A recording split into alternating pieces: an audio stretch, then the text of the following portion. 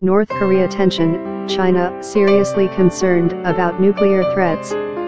China says it is seriously concerned about North Korean nuclear development, in the wake of a BBC interview with a top official from the North.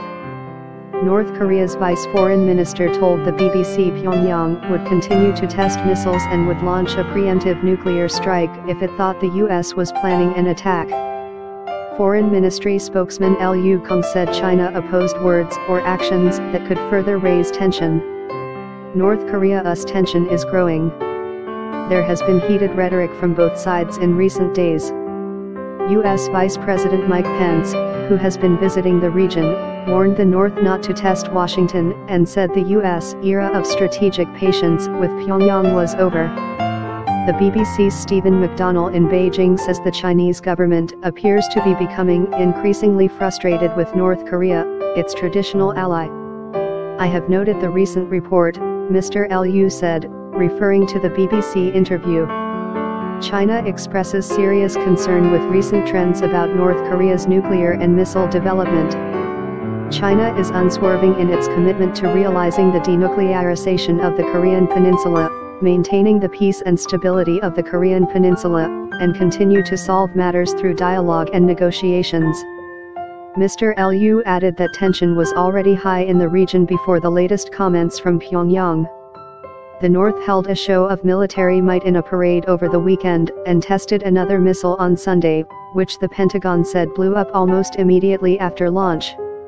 Pyongyang said it may test missiles on a weekly basis, and warned of all-out war if the U.S. takes military action. "If the U.S. is planning a military attack against us, we will react with a nuclear preemptive strike by our own style and method," Vice Foreign Minister Han Song-ryol told the BBC on Monday. Timeline of recent tensions. April 8, the U.S. military orders a Navy strike group to move towards the Korean Peninsula. April 11, North Korea says it will defend itself by powerful force of arms. April 15, North Korea puts on a huge military parade, complete with missiles, to mark 105th birthday of the nation's founding president, Kim Il-sung. April 16, North Korea conducts a rocket test, but it fails. Later in the day, U.S. Vice President Mike Pence arrives in South Korea.